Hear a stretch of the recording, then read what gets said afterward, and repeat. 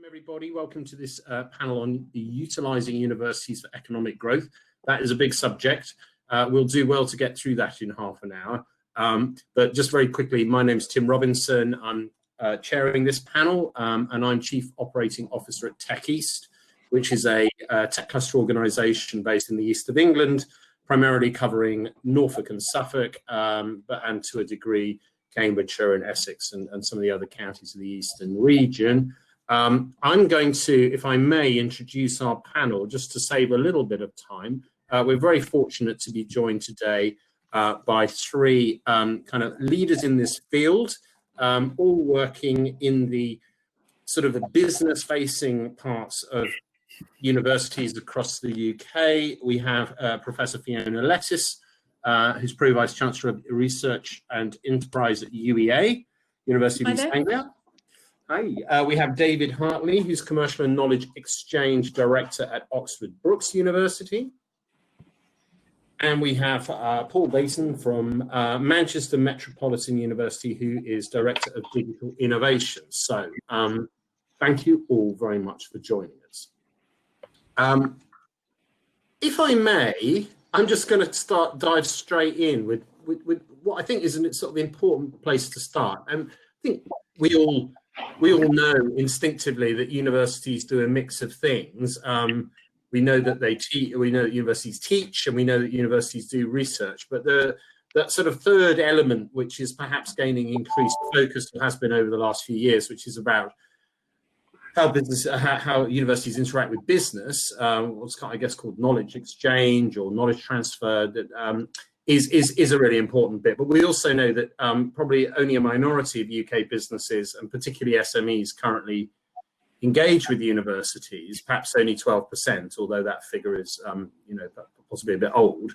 But given the universities do have, let's start with the assumption that you have a massively important role to play in aiding an economic recovery by engaging more with businesses. I mean, what needs to happen, do you think, to increase the number of businesses that do engage with the universities? And may I start perhaps with Paul on this point? Well, I suppose that small figure of 12% engagement, it speaks in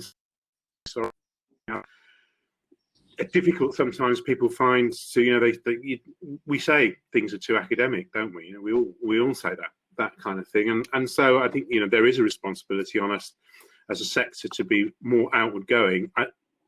If I look at the glass being half full, we've actually got a really good example in my own university, Manchester Met, where we've had a 50% investment in a new School of Digital Arts from the combined authority. And I think that's a direct result of the devolution that we have in Manchester, and the independence that the mayor has. But that investment with it has strings attached, which is how do we address the skills gap in the digital sector? And I think that kind of the way in which those two things kind of leverage off each other, that's a really good and interesting example where actually we're going to be held to account. We've got some metrics which we have got to, which are about that particular sector and how we measure the impact on GBA and a whole range of other things. And I think that's a good model going forward. I think it makes us feel much more integrated in the economy of the region. It makes us connect to policymakers, and I think it kind of gives us a much better sense of purpose. Okay, Paul, thanks. I mean, Fiona, just a sort of disclosure, I mean, Fiona and I work quite closely together. Fiona is on the board of Tech East, and I'm on one of the UEA boards, a business school. So I know that your institution pretty well. But I mean, I know that you've had quite a lot of traction in the last couple of years with new programs to kind of make it easier for businesses to engage with UEA and other universities in the partnership, which are Kent and Essex and various others. I mean, this isn't just about knowledge transfer partnerships, is it? No, I think I mean, you talked about some of the barriers to small and medium-sized companies interacting with universities. I think those barriers are real. So one of the programs we were very lucky to get funding from what was HEFCE, now Research England, to support a program which we called Enabling Innovation Research to Application. So that was about really the overarching Research England program was about how you better connect businesses with universities. And so as part of that program, we've got a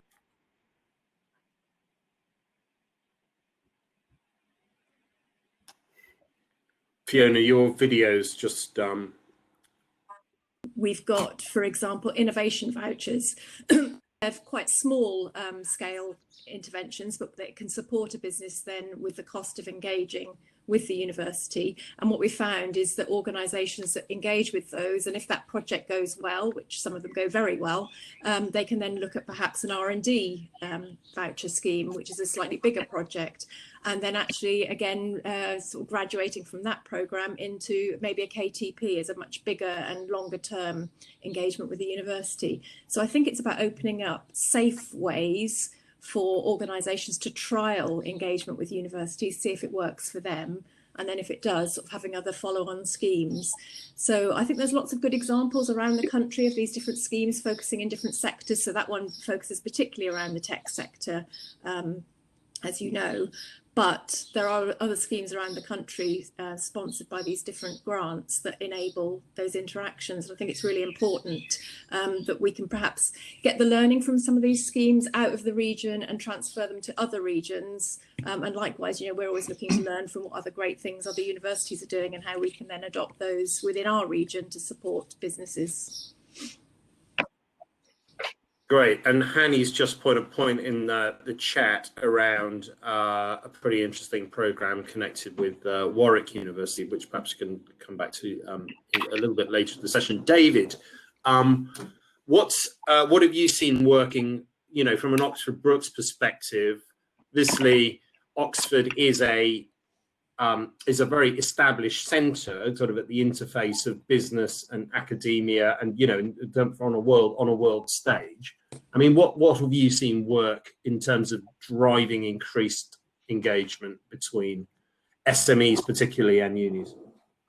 Well, it's I think Paul and Fiona have mentioned the magic word funding before now, and that's been tremendously important. And as we know, it does vary from region to region.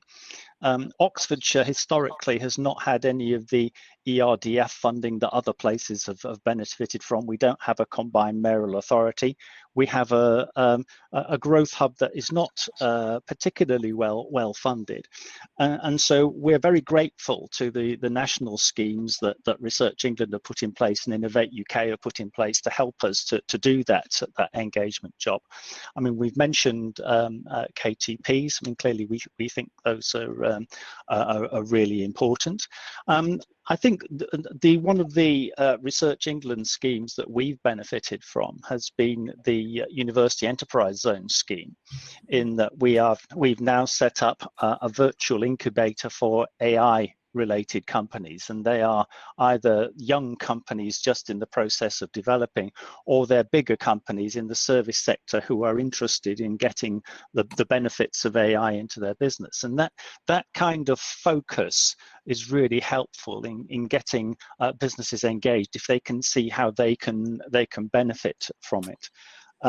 Likewise, KTPs, a number of our KTPs in the past couple of years have been AI focused, and I think that has really reflected the opportunity that SMEs and larger organizations see in leveraging AI for the future. And that's something where the expertise in universities can really help them. And I see the support from universities coming in two sectors. One is the technical specialisms, which you'd expect universities to be good at. The problem is matching up individual companies and individual academics who've got exactly what that particular SME needs and can absorb. And then you've got the more generic kind of support that might come through business schools, where you can make a more generic offer and hope to be able to engage with a wider range of SMEs rather than those who've got in a particular technical specialism. Okay, thanks, David. I mean, you know, sort of building on that then. So if we could see that there may be, we can think about business schools, and we can think about kind of knowledge exchange or enterprise type, you know, functions within universities as being sort of two really good sort of points of entry. I mean, let's link this to a sort of the wider skills discussion, because I mean, this has come up several times today. I mean, Andy Burnham this morning talked about it earlier, and the kind of vital role that universities might play or should play. I'm not quite sure whether it was more of a sort of a call to action or just an observation. But Andy talked about how universities can really help with the reskilling of people who are in the workforce, who've maybe been furloughed now, whose jobs may go, whose industries may be shrinking, and how universities can help those individuals enter, let's say broadly, the tech industry, the tech professions, the digitally skilled professions. I mean, this is quite a, I think this is quite a tricky area. You know, we've all seen apprenticeships come into the market, you know, initially pretty slack take up, poor take up within the tech sector. That has improved. Now got degree apprenticeships, but there's also sort of CPD and training courses, and Andy talked about conversion courses. So, I mean, what do you each think that the role of universities really is now in reskilling people whose industries may have been shrunk by COVID?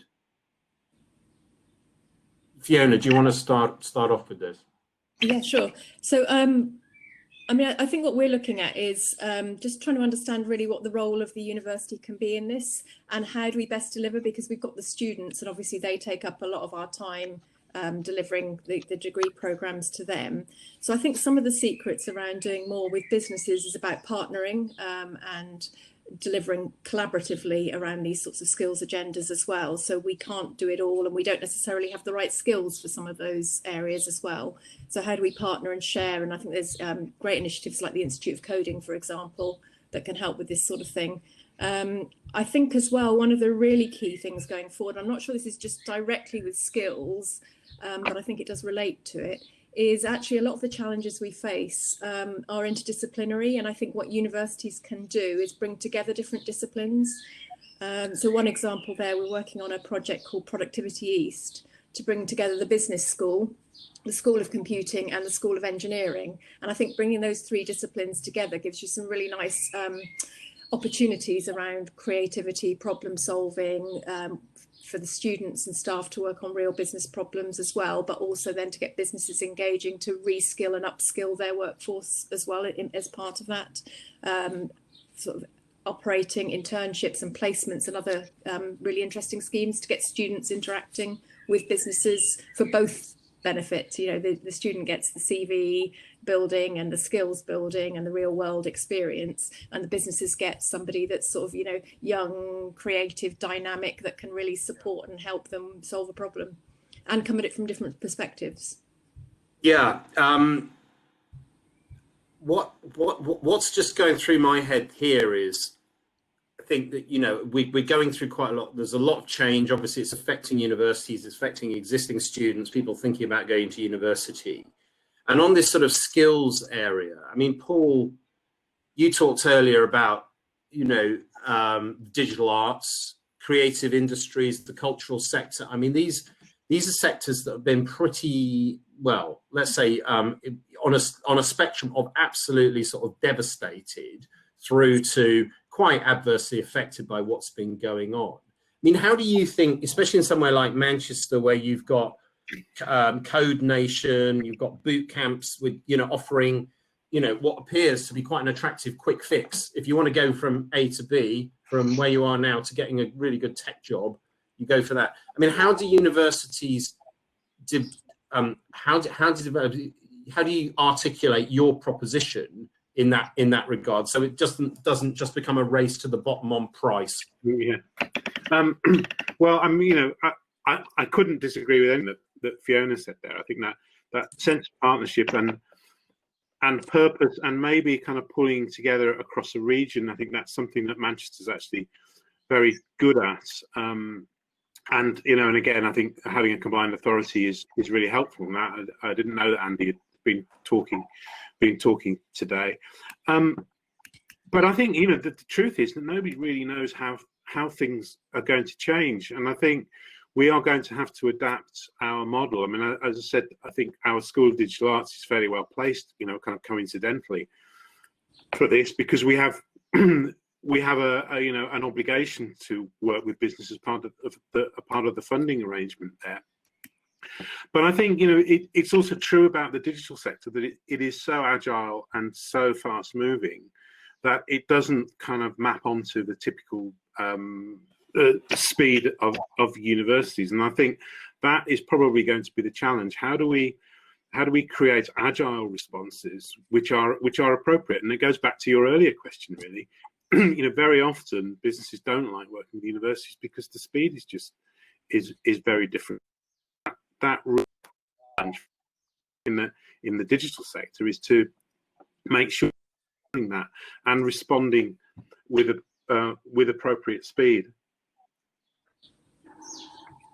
Thank you, Paul. And I mean, so David, I mean, on this point, I mean, you raised this question about funding earlier.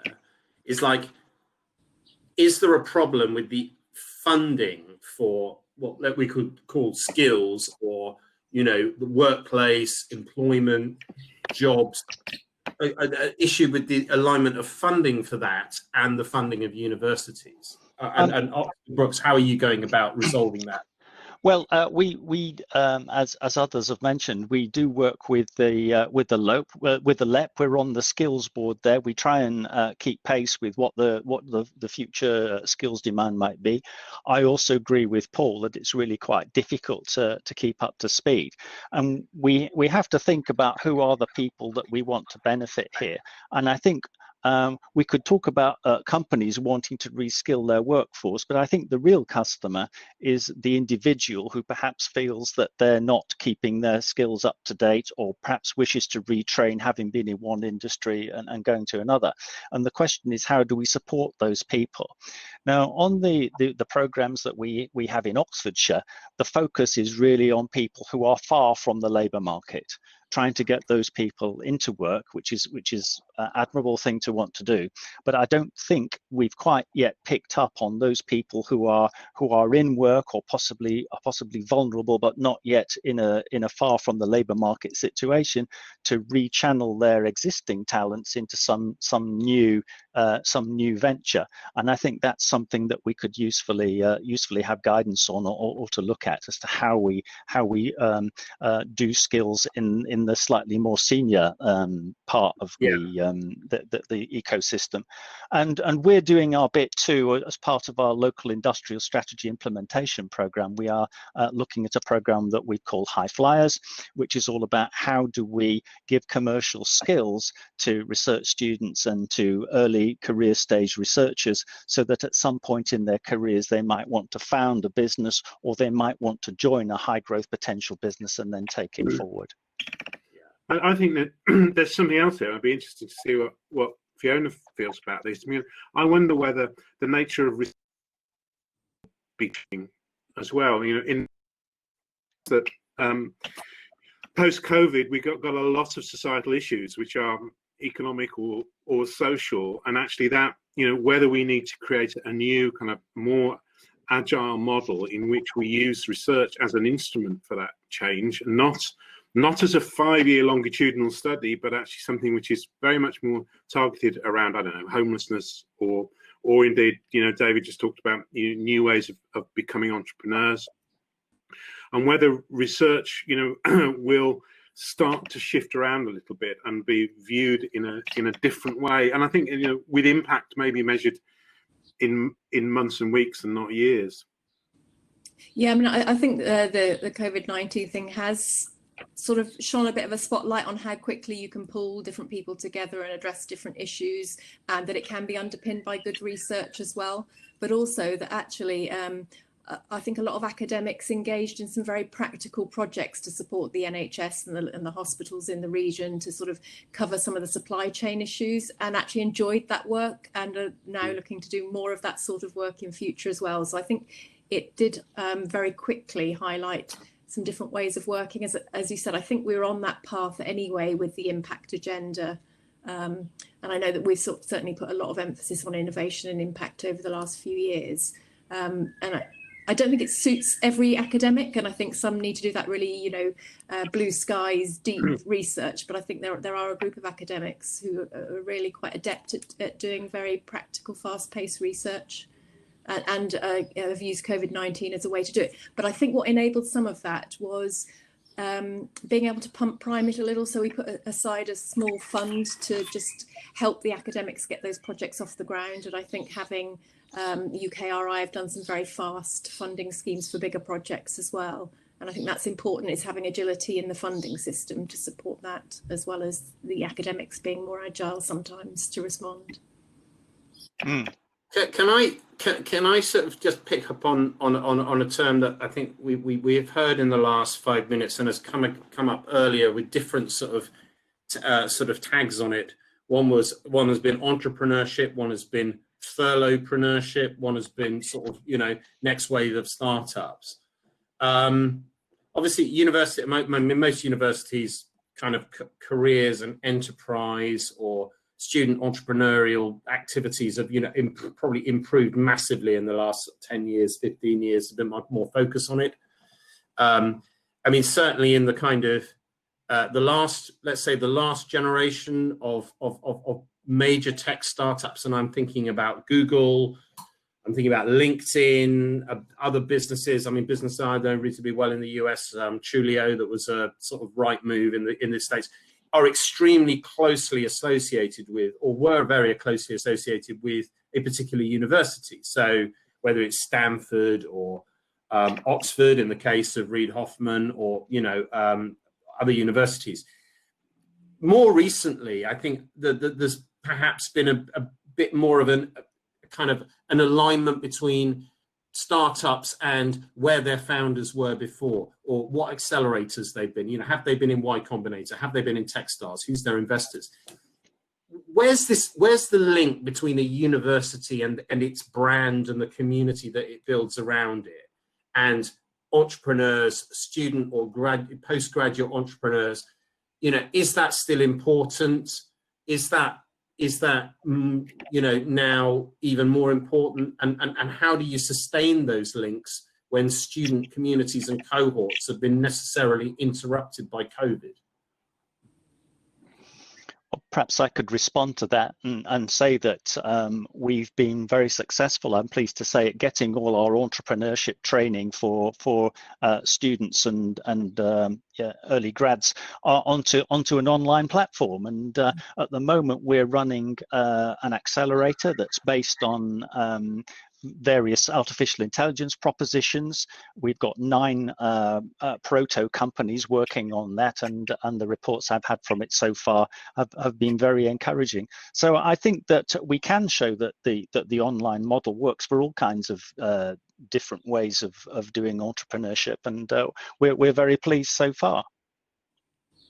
Good. I mean, I suppose rather self-evidently, Manchester Metropolitan University is not Stanford, and it's not MIT, and I think there are different characteristics for different universities. I mean, what I would say is, we have a Centre for Enterprise which does an amazingly good job at supporting graduates and other entrepreneurs in the region. We've run online universities for big brands. We did a big thing with Goldman Sachs a few years ago, and I think we take that responsibility really really seriously. But I do think that maybe post-COVID, the whole aspect of what does what are the opportunities for people from a whole range of different backgrounds to become entrepreneurs in the tech sector? What are we going to do about co-op? How that sort of thing, where actually we know that the landscape has changed. We also know that I think COVID has kind of clearly shown that there have been a lot of failings in our society, and the Black Lives Matter movement is clearly kind of something where I think we may need to address some of those issues around how do we support a whole new range of different entrepreneurial activities in order that those opportunities are open to everybody in society. Thank you. I mean, thank you, Paul, for that, and also for raising that issue about I think inclusion and diversity and talent pools. And actually, Izzy from Foundervine was saying some sort of terrific stuff about this on one of the earlier sessions on the main stage. We have, I think, by my watch, we have about 3.5 minutes left before we have to gracefully move to the main stage. So I'm gonna put you all on the spot, and I'm going to ask really for like one or two. So if you could wave a magic wand, you could stroll into DCMS or Department for Education or HEFKey or Bayes or wherever it is, or straight into number 10 and say, okay, the one thing that you guys could do to unlock the potential, the increased potential for universities to drive all this, what would it be? Whoever wants to go first.